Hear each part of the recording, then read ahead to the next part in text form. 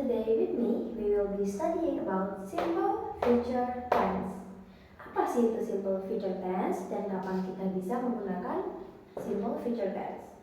Jadi, simple future tense adalah salah satu tenses yang bisa kita gunakan ketika kita akan menyatakan suatu kejadian di masa depan atau suatu kegiatan yang akan kita lakukan di masa yang akan mendatang. Jadi intinya, simple future tense ini digunakan untuk menyatakan rencana masa depan. Kenapa kok rencana?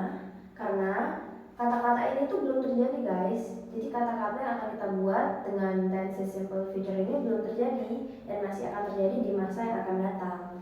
Makanya kita disebut rencana. Auxiliary simple future tense ini menggunakan auxiliary will or shall. Nanti kita jelasin ya penggunaannya.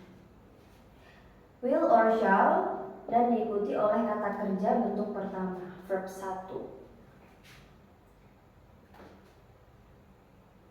Time signal yang digunakan simple future tense ini antara lain tomorrow, later, tonight, next week, next month, next year. Pokoknya kata keterangan waktunya itu harus berkaitan dengan masa depan. Ya, time signal di sini aja. TS. Next, Nah, time signalnya guys, keterangan waktu. For example, kita buat kalimat guys. Kalimatnya, I will go to school tomorrow. I will go to school tomorrow. Saya akan pergi ke sekolah besok. Kenapa di sini tomorrow? Karena tomorrow-nya untuk menyatakan bahwa kalimat ini itu belum terjadi dan terjadinya itu masih besok. Kalimat itu masih rencana, aku itu masih akan pergi ke sekolah besok. Jadi bukan sekarang. Makanya dia pakai time signalnya tomorrow. Sekarang kita masuk ke formula utamanya guys. Formula utamanya ini dari sini dulu. Yang positif, subject plus will or shall plus verb 1, object, adverb. Untuk yang negatif, subject plus will or shall plus not. Karena negatif dikasih not. Lanjut verb 1, object, adverb. Dan yang terakhir adalah interrogatif. Will or shall plus subject, verb 1, object, adverb. Jangan lupa tanda tanya, question mark. Selanjutnya kita bahas will, bedanya will and shall. Jadi guys, subjeknya itu kan biasanya banyak ya. Ini I, we,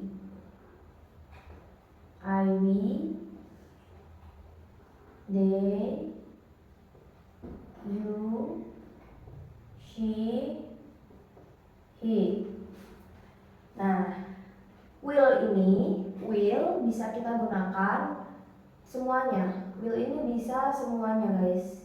Jadi I will, we will, they will, you will, she will, he will. Sedangkan shall hanya bisa kita gunakan jika subjeknya itu I and we.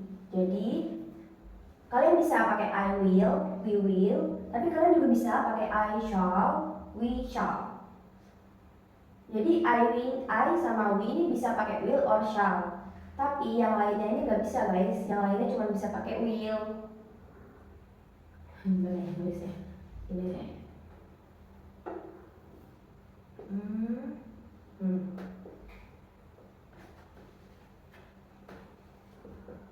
Will or shall. Yang ini hanya bisa pakai will. Jadi contoh ya, kita buat yang ini aja, yang negatif dari contoh yang pertama. I will go to school tomorrow. Yang negatifnya berarti I will not, jangan lupa not, go to school tomorrow. Nah ini will-nya ini bisa kita ganti shall ya guys. Jadi selain will kita juga bisa menggunakan shall. Ini juga. Tapi untuk interrogatif, disclaimer guys, interrogatif itu hanya bisa pakai will.